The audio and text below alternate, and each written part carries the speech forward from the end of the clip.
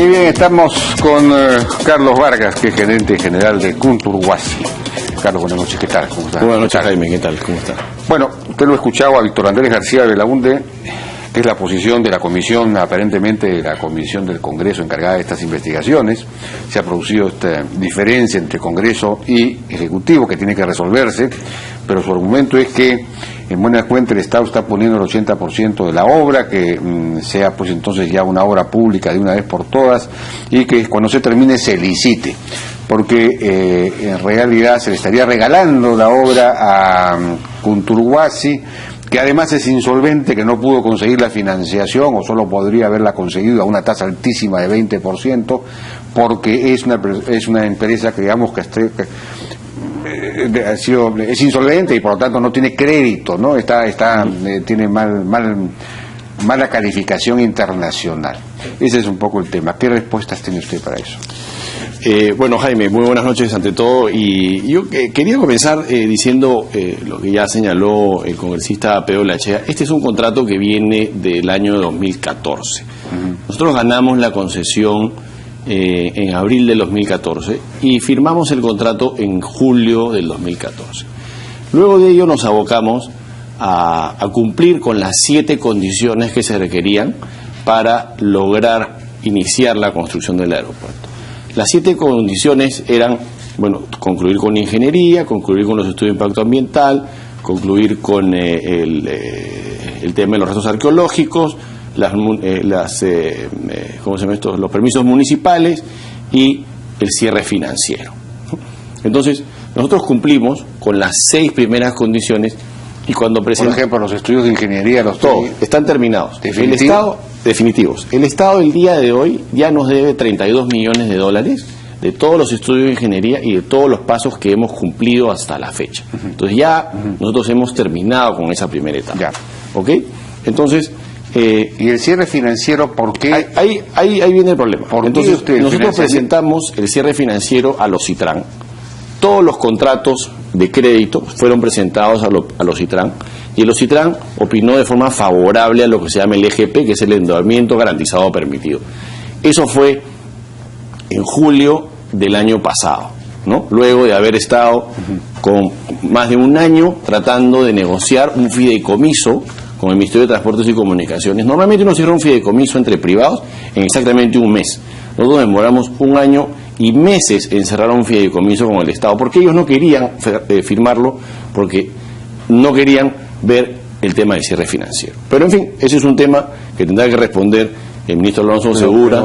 Pero si la tasa de interés es de 20%... Déjeme explicarle, Jaime. Es una tasa absolutamente leonina. Entonces, no, es que la tasa no era de 20%, la tasa era de 7%. Ajá, lo que pasa es que la tasa, el contrato que decía, el contrato decía básicamente que nosotros teníamos que emposar los 265 millones de dólares en una cuenta, en ese fideicomiso, ¿no? Y irlo utilizando durante el periodo de construcción. Entonces, esos 265 millones de dólares ya pagaban intereses durante los 5 primeros años. Al 7% se acumuló la cantidad. Y después, durante 15 años, el gobierno pagaba los 265 más lo que se había acumulado, lo pagaba en los siguientes 15 años. Sí. Ese era el cierre financiero que nosotros le presentamos al Estado. Pareciera que la tasa es 20%, porque si uno toma la tasa desde el año 5 en adelante, con todo lo que se ha acumulado, pareciera que fuera 20%, pero en realidad la tasa es 7,5%. Y para demostrarlo... ¿Cómo que pareciera? ¿Cómo es que eso, pues? Sí, pareciera. Le voy a decir, hay un informe de la Tiene que ser 20%, sí, no que pareciera, porque si hemos pasado, ya no se hubiese pagado 265 millones, que era lo que ustedes ofrecieron y con eso ganaron, ¿no es cierto? Sí. Creo que el factor de competencia en esa licitación era quién establece el menor aporte del Estado en este asunto. Exactamente. Creo que en precios corrientes. Los otros dos, creo que Grani Montero ofreció 450 y Motengil 450 millones y Motengil 350, sí. 350. Sí. Y 350 tendría que haber puesto el Estado. Exactamente. Ustedes ofrecieron que el Estado pusiera solamente 265. Sin advertir sin incluir ahí el costo financiero. Sin el costo financiero. Sin el costo financiero. Eso es cierto. Y los tres presentaron sin el costo financiero. Yo me imagino, yo no puedo hablar por el resto, pero nosotros presentamos sin el costo financiero.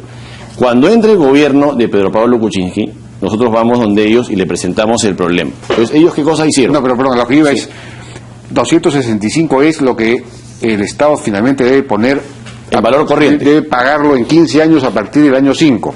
En valor corriente, sí. En valor corriente, sí.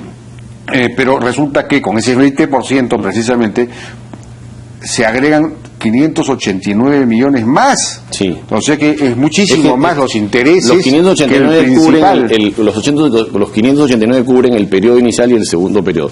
Pero para explicarle, ¿qué pasó en ese momento? Entra el gobierno de Pedro Pablo Kuczynski y se encuentra con esta disyuntiva de este contrato que tenía este problema, digamos, de estructura de financiamiento. Entonces le pide un informe a la Contraloría y le dice a la Contraloría, dime si la oferta o la interpretación que tiene el concesionario del contrato es correcta. Y la Contraloría le dice, sí señor, es correcta.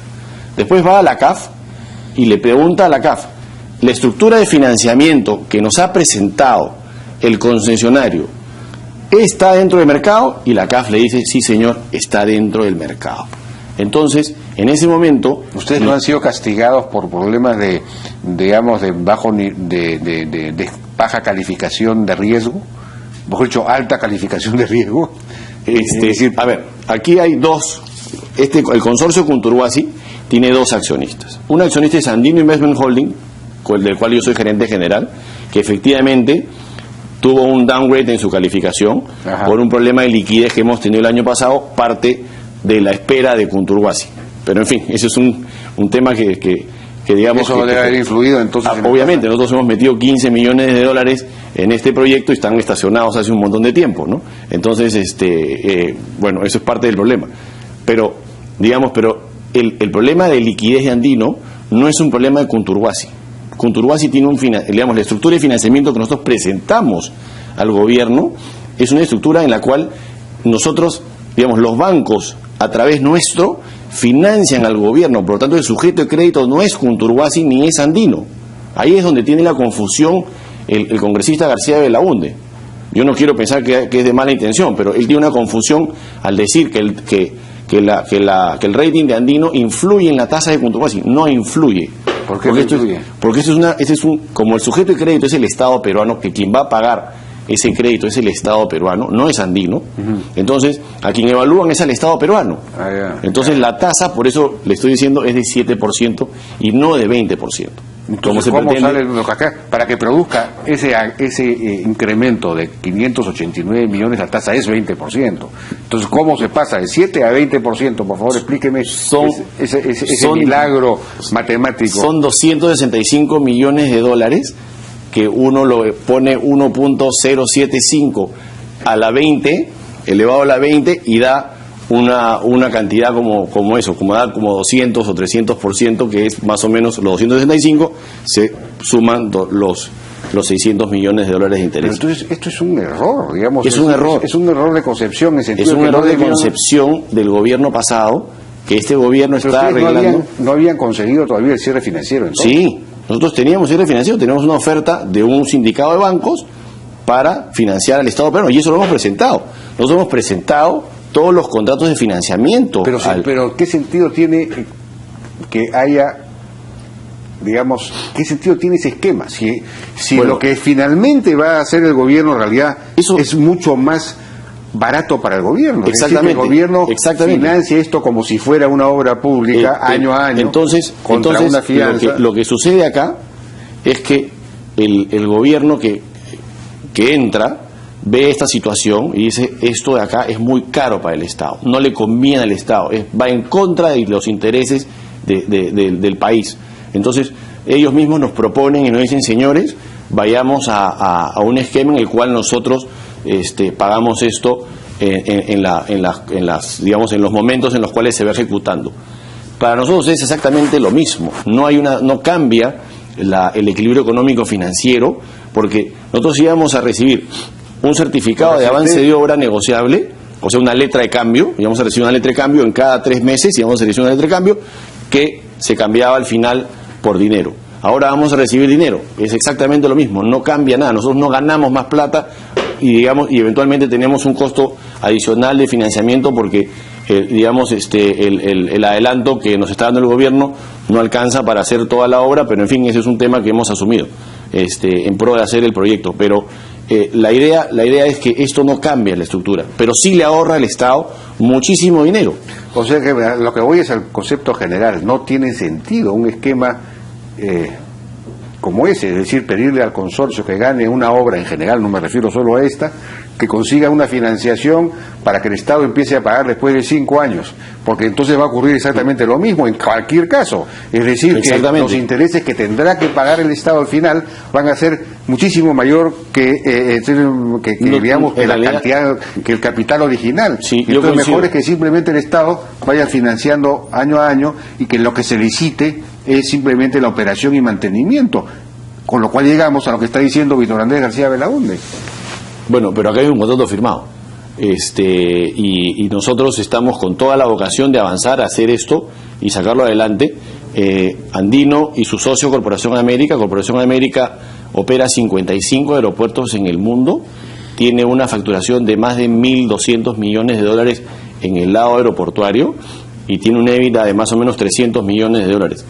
Ese es el socio que Andino tiene, que ha traído a esta licitación. Y adicionalmente, Andino como tal, si bien es cierto, tenemos algunos problemas de liquidez que han venido mejorando durante el año pasado, porque hemos vendido algunos activos, hay otras empresas que también están vendiendo activos, la situación del país no es la mejor, ¿no? Creo que todos lo sabemos.